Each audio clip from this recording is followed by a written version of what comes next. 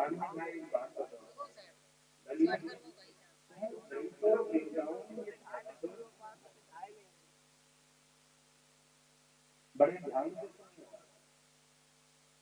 भगवान कहते हैं तो दलितों और देवताओं की भागदौड़ी क्यों है? बलि ने कहा हम दलितों और देवताओं में मिलकर जितने भी रत्न निकले हम दोनों में आपस में बांटा। इस अमृत का बंटवारा नहीं होता। भगवान ने कहा जब ये रत्न आपस में बांटे फिर इसका बंटवारा क्यों नहीं हो रहा है? बलि ने कहा बंटवारे में एक समस्या है। क्या? देवता कहते हैं कि पहले हमें खिलाओ और हम देख चाहते हैं इसीलिए हमारा ये भागदौड़ी हो तेरी आप सही समय पे आए। अब इस अमृत का बंटवारा भगवान ने कितना बड़ा फैसला तुम मुझसे करा रहे हो, मेरे बारे में जानते हो मैं कौन हूँ? बलि ने कहा मैं कहाँ रहती हूँ जानते हो? बड़े हो जानते हो? मेरी लक्षण क्या है, मेरे गुण क्या है जानते हो? वही भगवान कहने लगे तो पहले तो हमारे बारे में जानते हो फिर ये फैसला का हमें आपको हम हमें कौन वही ये अपनी मुंह से भगवान क्यों हम कौन है।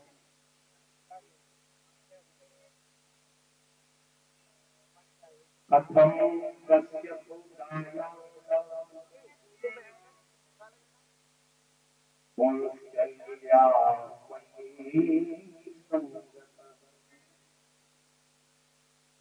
भगवान कहने लगे मोहिनी जी बलि मैं एक चली नारी हूँ और ऐसी चली नारी पर विश्वासम पंडितो जातु कामिनी सुना ऐसी चली नारी पर कामिनी सुनानी जो लोग विद्वान लोग विश्वास नहीं करते और कभी करना नहीं होता। चली नारी पर कामिनी सुनानी पर विश्वास नहीं करना चाहिए। और सुनो हमारा काम क्या है? साला प्रकाराम स्त्रियां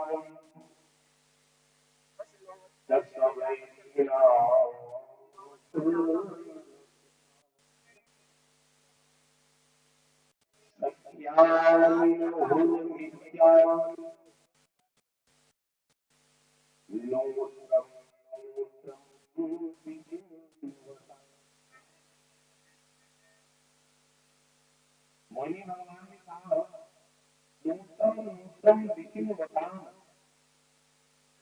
हमारा एक ये काम है सुबह उठ करके हमें एक रोज सलाम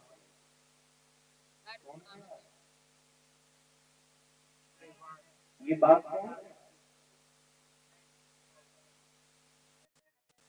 मोहिनी भगवान एक नए घर की हम रोज तलाश में रहते हैं। स्वच्छंद एकांत करती है हमें विचार के विचरण करना अच्छा लगता है। एक नए घर की तलाश में हम रोज रहते हैं और ऐसी नारी पर विश्वास नहीं करना। बलि ने कहा देखो ये सब हम नहीं जानते,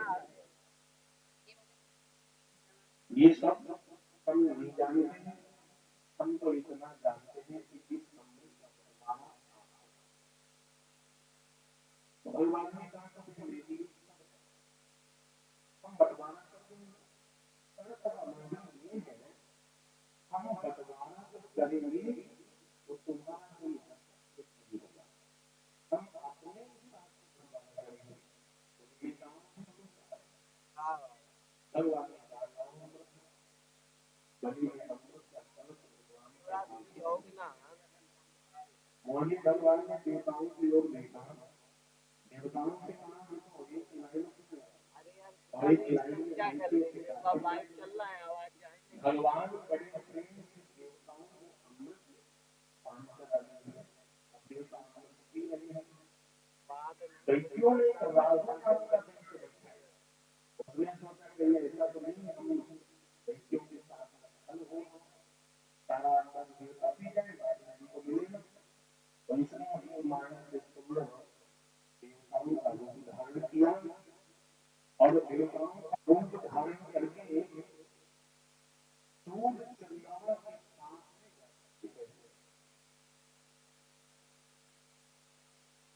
जहां सूर्य देव बैठे हैं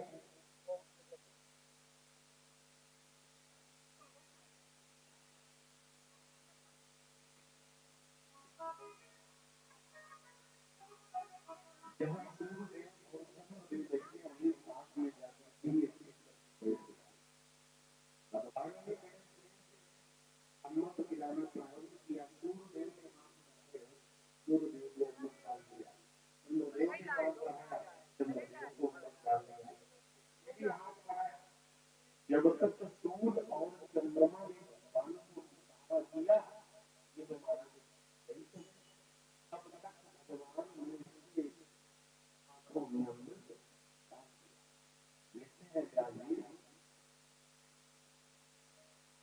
असुराणां सुधाकालं सर्पाणां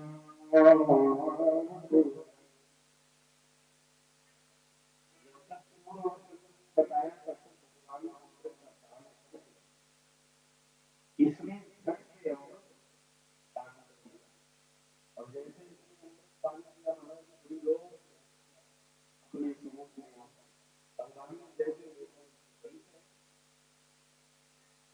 उसी समय भगवान ने मोहिनी रूप त्याग दिया और पूर्ण रूप में भगवान ने सुदर्शन छोड़ दिया। चक्रे छोड़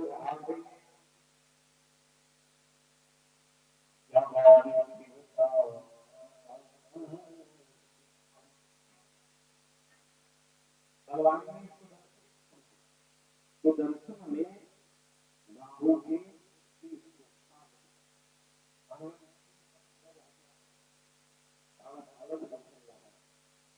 समाप्त नहीं हो सकता है, क्यों? क्योंकि अमृत पान कर सकता है ही हो जाएगा। ये तो ही था, अब ये दो हो गया, बन गया धन धाम दोनों चले जाए, इसीलिए दोनों सूर्य और चंद्रमा को अगर सूर्य देव ने चंद्र देव ने इशारा न किया होगा जब ये सूर्य को दोनों ग्रसित करते हैं तो सूर्य ग्रहण करता है। इसी युद्ध का नाम विवाह और इससे बड़ा कठिन युद्ध था दूसरा 32,000 वर्षों तक ये युद्ध चलता रहा और उस युद्ध का परिणाम देवताओं के समस्त दैत्यों का संहार कर डाला और अंत में देवराज बलि को ही मारा। बलि सहित सारे दैत्य समाप्त हो गए। देवता बड़े प्रेम से आनंद से इन प्रति की ओर ध्यान देंगे। वहां स्वर्ग का राज ज्ञान होगा।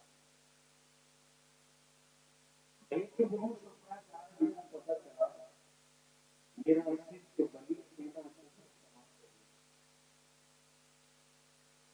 अगर दैत्य कुल ही नष्ट हो जाएगा तो मेरा मान सान सम्मान दैत्यों के इसलिए शुक्राचार्य रण क्षेत्र में आए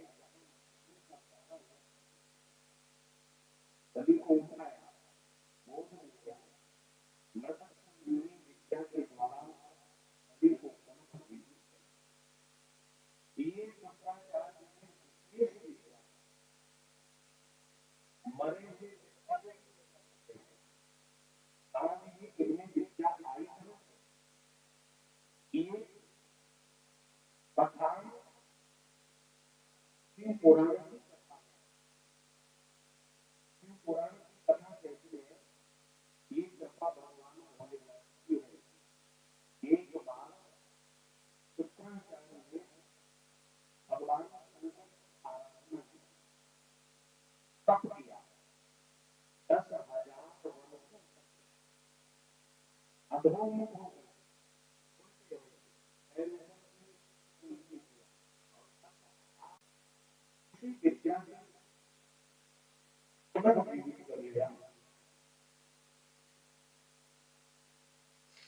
बलि जब जीवित हुआ, हम तुम्हें स्वर्ग का साथ अवश्य दें। बलि ने कहा, गुरुदेव आप कैसे, जितनी बार युद्ध होगा हम दैत्यों को मारना पड़ेगा, देवता को मुक्त करना देते हैं, तो मरने शुक्राचार्य ने कहा हम युद्ध मारने से नहीं, हम युद्ध नहीं करते, उसके लिए दूसरा उपाय होता है। कौन सा उपाय? शुक्राचार्य कहते हैं राजन, जो प्राणी अपने जीवन में 100 यज्ञ कर लेता है वो स्वयं इंद्र हो जाता है। इंद्र कोई ऐसी विशेष का नाम नहीं है, इंद्र किसी राजा का नाम नहीं है, इंद्र तो एक पद है इंद्र का।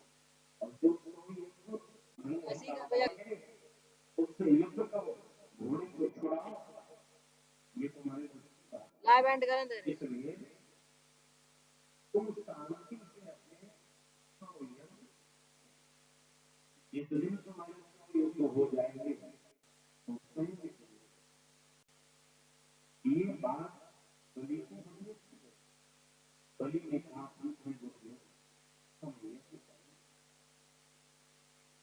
बलि ने बड़े प्रेम से यज्ञों का अनुष्ठान करना प्रारंभ किया।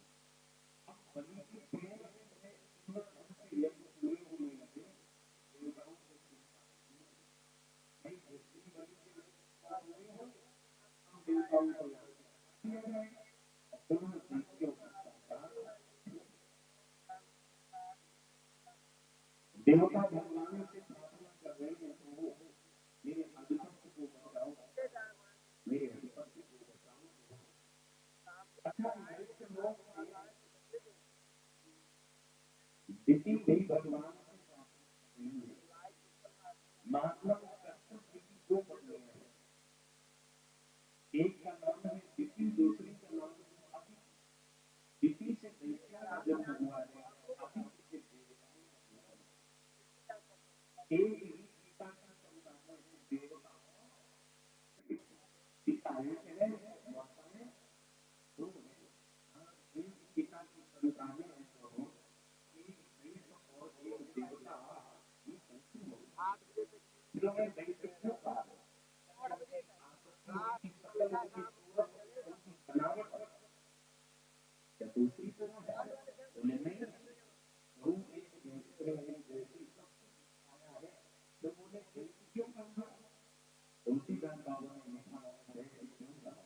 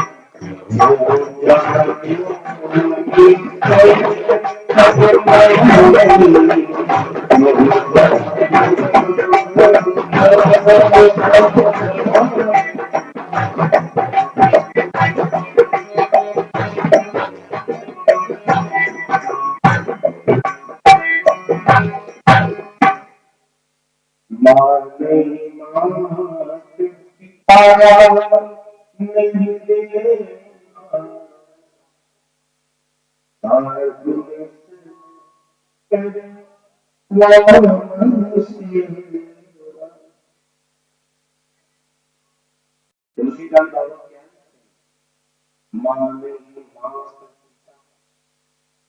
यही माता पिता को मानते हैं, माता पिता को तो मानते हैं, माँ नहीं माँ पिता माता पिता को मानते नहीं देवा देवताओं को नहीं मानते। साधु संग करवामी सेवा संतों से महात्माओं से सेवा कराते हैं। तो तुलसीदास बाबा क्या लिखते हैं इनके चरणे भगवानी तुम जानियो चर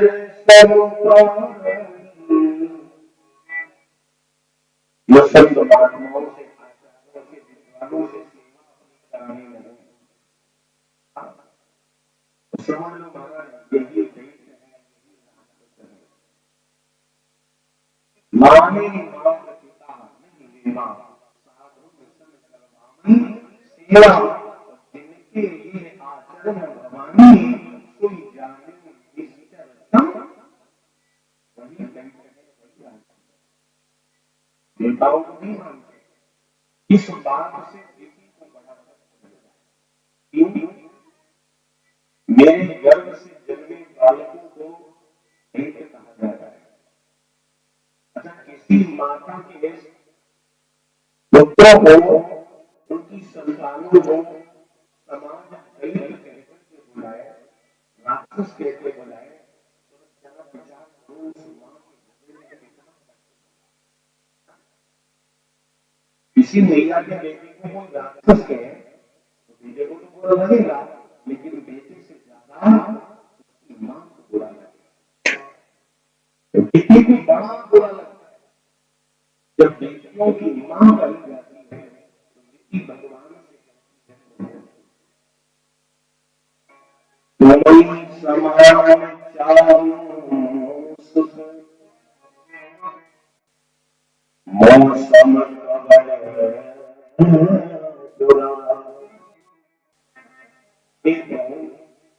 मैं पावन करने हेतु आपको पुत्र रूप में एक बार मेरी कोख से जन्म ले लो ताकि ये संसार हमें देवियों की मां कहना भूल जाए। इसलिए इति ने अयोगत उत्तम संस्कार की चाह करने वाली हर नारी को ये अयोगत धारण करना चाहिए। जो अयोगत करती है उसके जीवन में उत्तम संतान की प्राप्ति होती है। अच्छा अयोगत का विधान क्या है? अयोगत जो होता है ये वैशाख की प्रतिपदा से चालू होता है। वैशाख की प्रतिपदा से ही परेगा से ही शुरू होता है और पूरे एक महीने का व्रत होता है। और इस व्रत में सूर्योदय से पहले उठना पड़ता है। नित्य क्रिया से निवृत्त होकर सूर्य भगवान को जल देंगे और इसके बाद भगवान विष्णु की पूजा होती है। इधर भगवान विष्णु का अभिषेक करे उनका अर्चना करे गोपाल सहस्त्र नाम का पाठ करे विधिवत भोजन कराए और इसके बाद भगवान का भोग पान करे और सारे दिन व्रत रहना पड़ता है। शाम को एक व्रत भगवान का वंदन पूजन आरती के बाद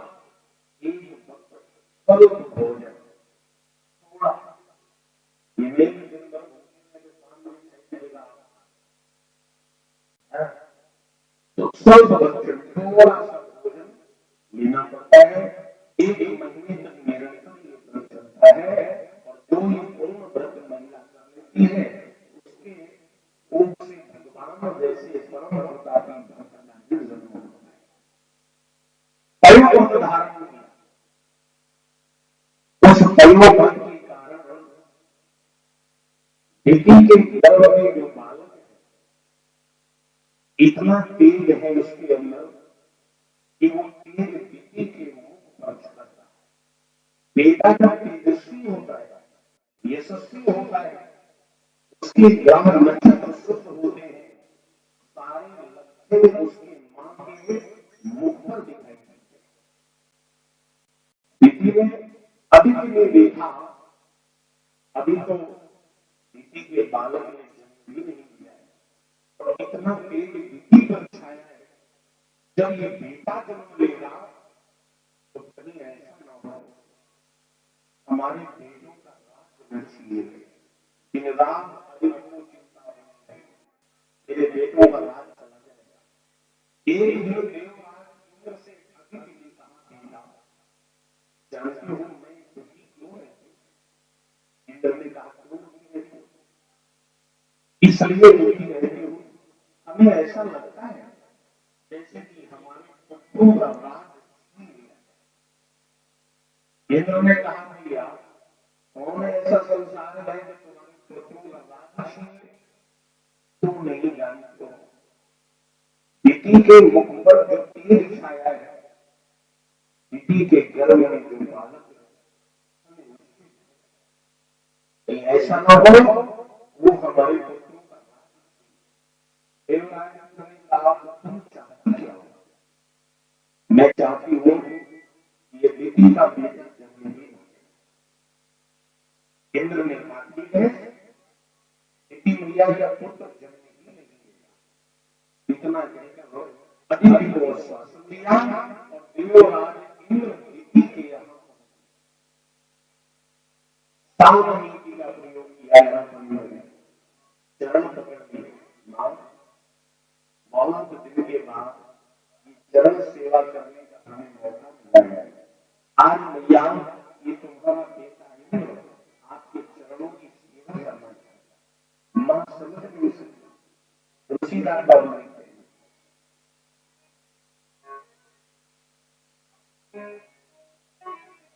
जाने न जाए निशाचर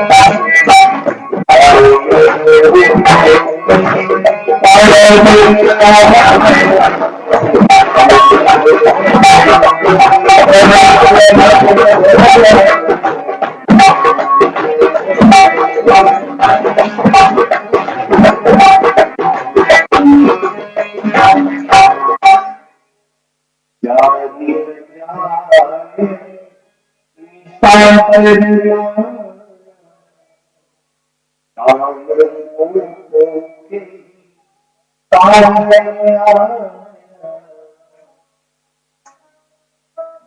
मैया समझ न सकी, दीदी को विश्राम कर रही, देवराज देवराज मैया ने करवाने दबाते दीदी को नहीं, इंद्र ने सोचा मौका अंगुष्ठ मात्र का रूप धारण किया और दीदी मैया ने गर्भ में प्रवेश कर गर्भ में जाकर चंद्रहास हाथ में ली और दीदी के गर्भ के देवराज इंद्र ने 7 टुकड़े कर 7 टुकड़े कर और वो 7 टुकड़े धारण करके बड़े बिलन बिलन करके वो 7 टुकड़े बोले। पुनः देवराज इंद्र ने चंद्रहास से एक एक टुकड़े के पुनः 7 टुकड़े कर कितने टुकड़े हो गए? कितने हो गए? एक टुकड़े के 7 और फिर एक के 7 कितने हो गए? 49 टुकड़े कर डाले। महाराज ये भी 49 मनुष्य जन बने। भगवान ये भी 49 मनुष्य गण हो गए। यहाँ रीति में अभी को साथ दिया, हमने हमारे गर्भ की दुर्दशा कराई, हमने हमारे गर्भ के साथ करी करा दी। ये महाविद्यालय मैं तुम्हें साथ दे रही हूं, समय आने पर तुम्हारे आंखों के सामने तुम्हारे पुत्रों की निर्मम हत्याएं होंगी, असंतता की जंजीरों में जकड़ी होगी, चाह करके भी अपने बेटों की रक्षा नहीं कर पाओ। श्री सुखदेव जी कहते हैं राजन, अगले जन्म में ये भी अदिति देवकी के रूप में जन्मेंगे। बोलिए भक्तवत्सल भगवान साथ में। इसके बाद भगवान ने मानव कश्यप जी की यहाँ अवतार और इस अवतार में भगवान का नाम पड़ा है गोविंद। गोविंद्र भगवान गोविंद्र अवतार भगवान ने जिन्हें भागवत जी बामन भगवान, क्यों? क्योंकि बामन अंगुल की उनकी लंबाई है, इसलिए बामन भगवान अवतार धारण किया। बामन भगवान के सारे संस्कार कश्यप जी के यहाँ संपन्न हुए। उपनयन संस्कार जब बामन जी का किया गया, ब्रह्मा जी दौड़ करके आए, ब्रह्मा जी ने पेट में जन्मकमंडल पकड़ा लिया, इंद्र आए छतरी पकड़ाई, अन्नपूर्णा आए भिक्षा पात्र दिया। भगवान ने भिक्षा मांगनी शुरू कर दी। कश्यप जी से भिक्षा ली और इसके बाद दोनों माताओं से भिक्षा भगवान ले रहे। माता भिक्षा देवी, माता भिक्षा देवी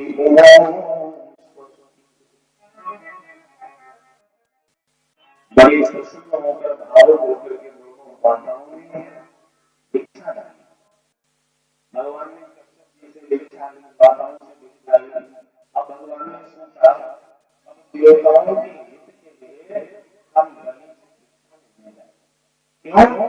क्योंकि बलि के 99 यज्ञ पूरे हो गए और यज्ञ बलि का चल रहा है। भगवान बलि के यज्ञशाला के पास पहुंचे।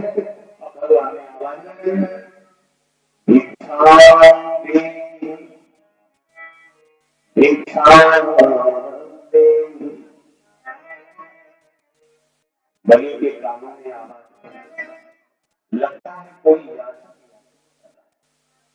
यज्ञ का अनुष्ठान चल रहा हो। यज्ञ पति का धर्म होता है। भागवत जी का अनुष्ठान चल रहा हो तो भागवत पति का लिए धर्म होता है। चल रहे के बीच में कोई यदि याचक आकर के याचना करने लगे तो आप अनुष्ठान में विराम लगाओ, लेकिन याचक तुम्हारे दरवाजे से बेमुख नहीं जाना चाहिए। अगर वो बिना दिए बेमुख चला गया, आपके अनुष्ठान कराने से आपको कोई लाभ नहीं मिलेगा, सारा लाभ उसी को मिल जाएगा जो तुम्हारे दरवाजे पर भीख मांगने आया, तुमने उसे भीख दिया नहीं, तो भगवान की सारी कृपा उस भिखारी को प्राप्त हो जाती है। इसलिए ये धर्म है, विशेष जब भी आप अनुष्ठान करें, छोटा होता है, बड़ा होता है, अगर आप पूजा में बैठे हो और घर के लोग अगर आए हो तो कोई याचक आया हो तो उसे याचक की याचना पहले ही पूरी, तब जाकर के तुम्हारा अनुष्ठान पूर्ण हो। बलि में जैसे आवाज, बलि के कानों में आवाज पड़ी, कोई याचक आ गया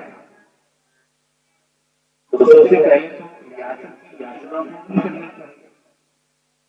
बलि में कानों ये तुम्हें विराम दो, लगता है कोई याचक की याचना कर रहा है, तो ये तुम्हें विराम नहीं दिया गया।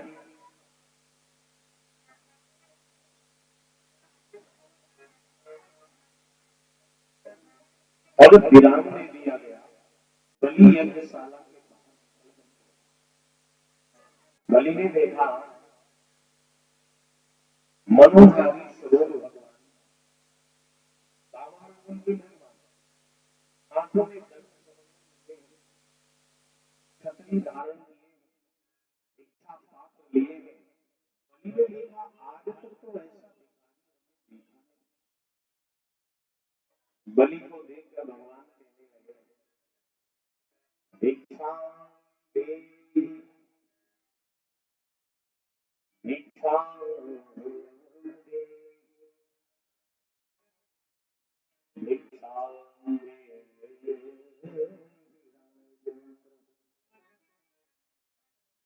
दे भिक्षा दे।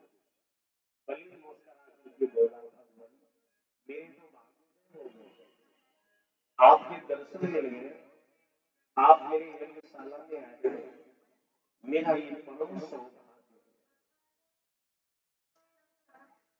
मांगो प्रभु क्या चाहते हो, जो आप मांगोगे हम जरूर आपको देंगे।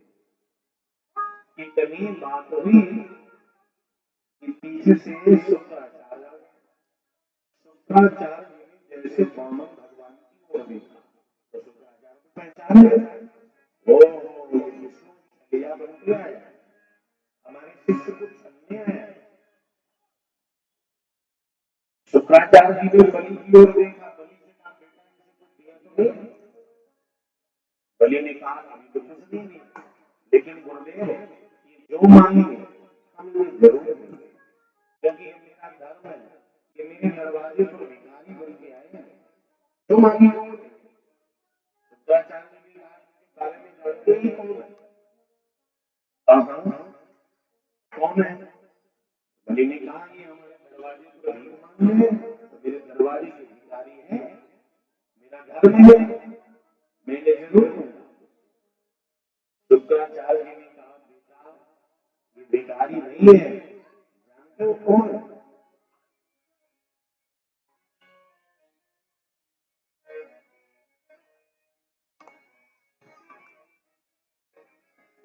मायावती की ऐसी माया,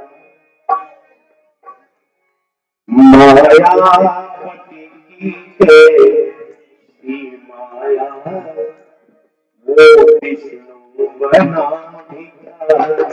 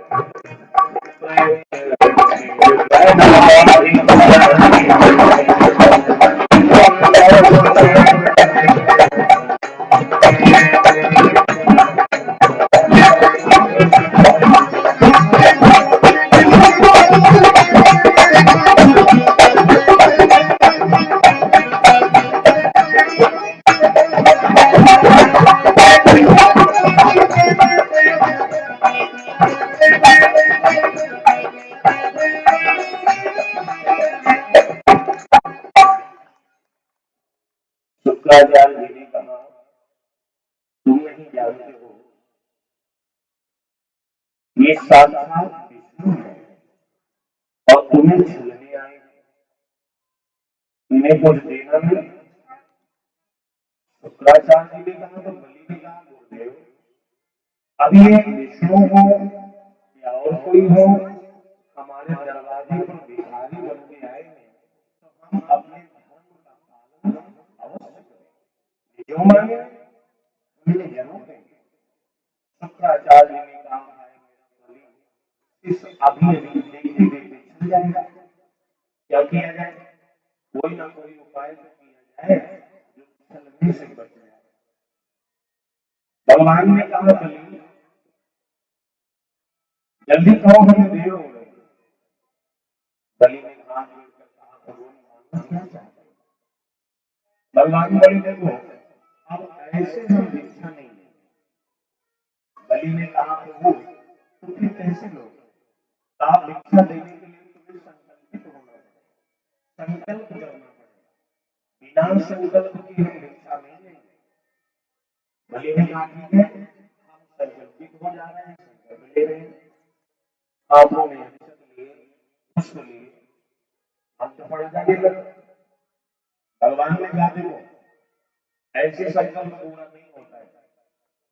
अरे बलि हाथों में जल को डाल लो जब तक जल नहीं डालोगे संकल्प पूरा नहीं होगा।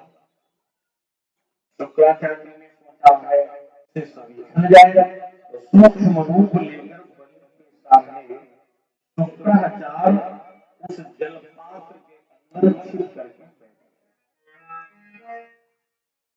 और जलपात्र की टोटी में अपनी आंख लगाई एक बूंद भी जल नहीं गिरेगा। हाँ जब जल नहीं गिरेगा संकल्प पूरा नहीं होगा और अपने सिर से छलने से बचा ले। बलि ने जैसे जल डालने का प्रयास किया कई बार जल नहीं गिरा।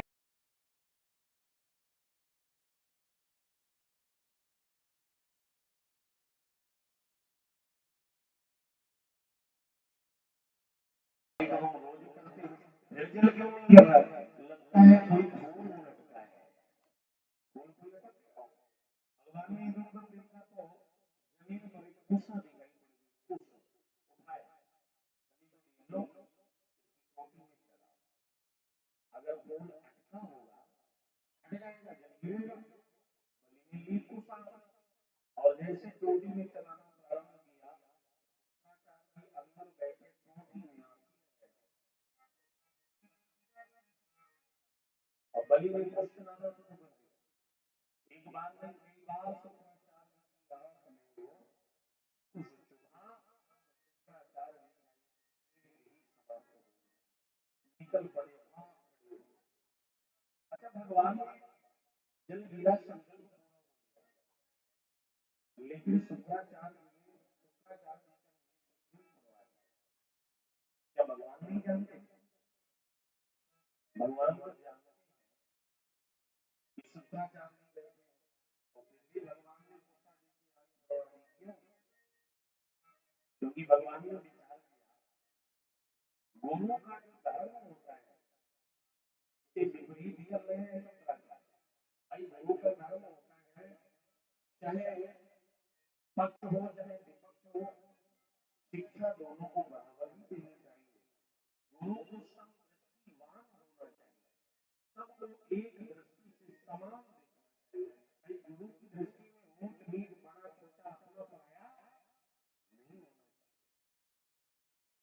इसलिए शुक्राचार्य ने एक नेत्र ही छुड़वा दिया। अब एक आंख से सबको देखो, एक ही आंख से जल गिरा, संकल्प पूरा हो गया। भगवान से बलि ने कहा, भगवान अब तो हम संकल्पित हो गए, मांग लो क्या चाहते हो। भगवान बोले, देखो अब हम तुमसे मांग रहे हैं। अच्छा, मांगा क्या भगवान?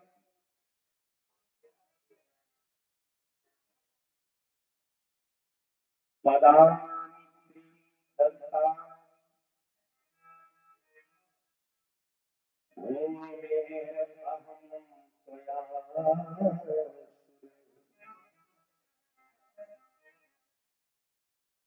भगवान क्या मांग रहे हैं? बलि पदानि दत्तानि भूमेरहं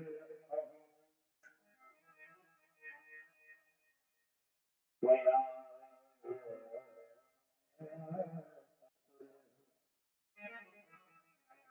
असुर राज, हमें 3 पग पृथ्वी चाहिए, और वो भी